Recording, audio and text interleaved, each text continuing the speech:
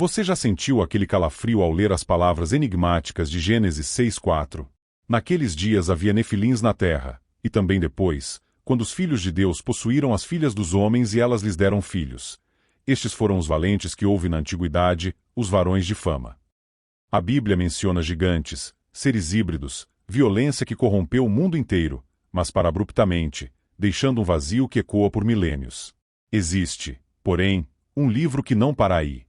Um livro que preenche cada lacuna, que nomeia os culpados, que descreve o pacto celestial, que revela o destino dos espíritos e que foi lido pelos apóstolos, citado nas epístolas, mas deliberadamente excluído do cânon sagrado.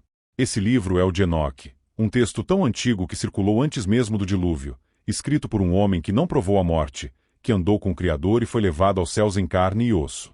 Bem-vindo ao Bíblia Nunca Contada, o canal onde desenterramos os pergaminhos esquecidos, onde confrontamos as narrativas oficiais com manuscritos que sobreviveram a fogueiras, concílios e séculos de silêncio imposto. Aqui não vendemos dogma, oferecemos investigação, arqueologia textual, fragmentos de verdade que abalaram impérios e ainda abalam consciências. Se inscreva agora, ative o sininho, porque cada vídeo é uma chave que abre portas que muitos prefeririam manter trancadas. Vamos começar pelo princípio. Abra Gênesis 5:21 até o 24. E viveu Enoque 65 anos e gerou a Matusalém. E andou Enoque com Deus, depois que gerou a Matusalém, 300 anos, e gerou filhos e filhas. E foram todos os dias de Enoque 365 anos. E andou Enoque com Deus, e não se viu mais, porquanto Deus o tomou. A frase é curta, quase enigmática. Andou com Deus e desapareceu. Nenhum funeral, nenhum túmulo, nenhuma explicação. A tradição judaica posterior diria que Enoque se tornou Metatron, o anjo da presença. Mas o próprio livro de Enoque nos leva além da especulação. Enoque não apenas andou, ele foi conduzido por anjos guias através de portais celestiais.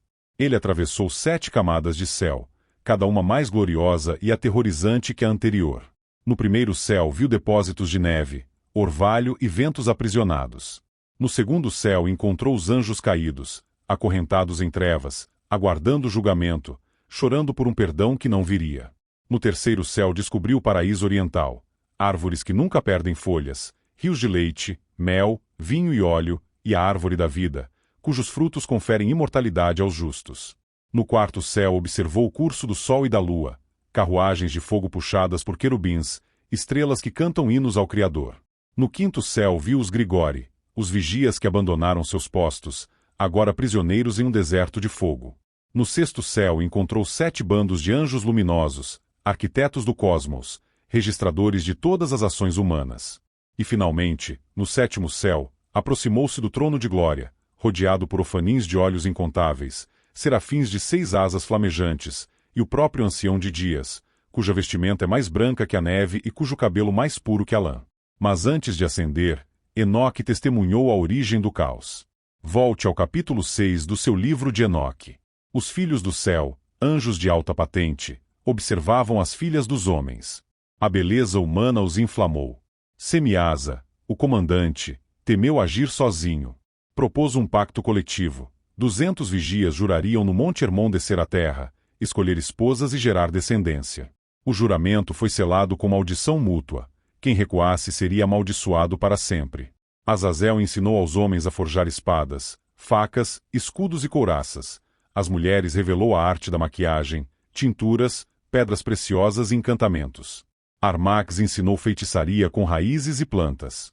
Baraquiel decifrou os relâmpagos. Tamiel interpretou sinais nos céus. Azariel revelou os segredos da lua. Cada anjo corrompeu uma área do conhecimento, acelerando a violência, a luxúria e a idolatria. Os frutos desse pacto foram os nefilins.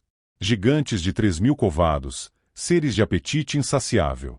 Primeiro consumiram todo o gado, depois as aves do céu, depois os peixes dos rios, depois os répteis da terra. Quando nada restou, voltaram-se contra os próprios homens. A terra gemeu sob o peso de sangue inocente. Os gritos das vítimas subiram até os portões do céu. O arcanjo Miguel, Gabriel, Rafael e Uriel intercederam perante o trono. Deus decretou: a humanidade seria purificada pelo dilúvio, mas os espíritos dos nefilins não encontrariam repouso. Enoque 15:8 até o 12 registra: Agora, os gigantes que nasceram da união dos espíritos e da carne serão chamados espíritos malignos sobre a terra, e na terra será a sua habitação. Espíritos malignos sairão dos seus corpos, porque foram criados do alto, da santa vigília. Por isso serão chamados espíritos malignos. O espírito dos gigantes aflige, oprime, destrói, ataca, faz guerra e produz desolação sobre a terra. Esses espíritos são os demônios que Jesus expulsava. Cada possessão, cada legião, cada espírito imundo tem origem nos nefilins mortos pelo dilúvio. O próprio Mestre os confrontou em Gadara, em Cafarnaum, no deserto. Judas 1,14 até o 15 cita Enoque literalmente. Eis que veio o Senhor com milhares de seus santos, para fazer julgamento contra todos e convencer todos os ímpios de todas as obras de impiedade que praticaram. 2 Pedro 2,4 ecoa.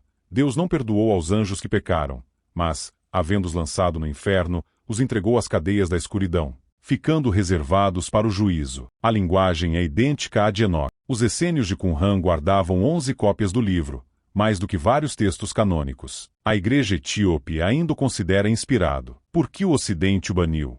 Porque Enoque afirma que o julgamento final dos anjos caídos ainda está por vir, desafiando a ideia de que a cruz resolveu tudo de uma vez.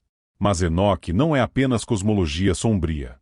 Ele contém um calendário solar perfeito de 364 dias, dividido em 4 estações de 91 dias, com semanas exatas de 7 dias, corrigindo os erros do calendário lunar judaico. Ele descreve o livro da vida, onde cada ação humana é registrada por anjos escribas. Ele revela o nome do Messias como Filho do Homem, expressão que Jesus usa 81 vezes nos Evangelhos, 3 séculos antes de Daniel popularizá-la. Ele fala de um novo céu e nova terra, de ressurreição dos justos, de rios de fogo que purificarão o cosmos. Eis 3 detalhes que poucos conhecem. Primeiro, no paraíso oriental existe a árvore do conhecimento, cujas raízes se estendem até o Éden perdido, e uma árvore da sabedoria que sussurra segredos aos eleitos. Segundo, os etíopes mantêm Enoque em sua Bíblia até hoje, recitando em liturgias que remontam ao século IV, preservando leituras que o Ocidente perdeu. Terceiro, Enoque descreve o Sheol dividido em 4 compartimentos, um para os justos com luz e fontes, outro para os pecadores com trevas e vermes, um terceiro para os que morreram sem julgamento, e um quarto para os anjos caídos, onde Azazel está enterrado até os joelhos em rochas afiadas, aguardando o dia do grande fogo. Você acabou de atravessar portais que a maioria dos fiéis nunca ousou abrir. Mas isso é apenas o primeiro pergaminho. Há mais de 100 textos apócrifos, evangelhos gnósticos, apocalipses esquecidos, todos esperando para serem desenterrados. Deixe seu like como selo de aprovação. Comente "Quero o mapa completo do inferno" para guiar o próximo episódio. Se inscreva e ative o sininho, porque o próximo vídeo mergulha no Evangelho proibido de Tomé. Jesus molda pássaros de barro aos 5 anos, sopra neles e eles voam, transforma água em vinho aos 7, e ressuscita um amigo morto aos 12. Tudo isso antes mesmo do batismo no Jordão. Bíblia não contada, onde a verdade não tem dono, apenas buscadores.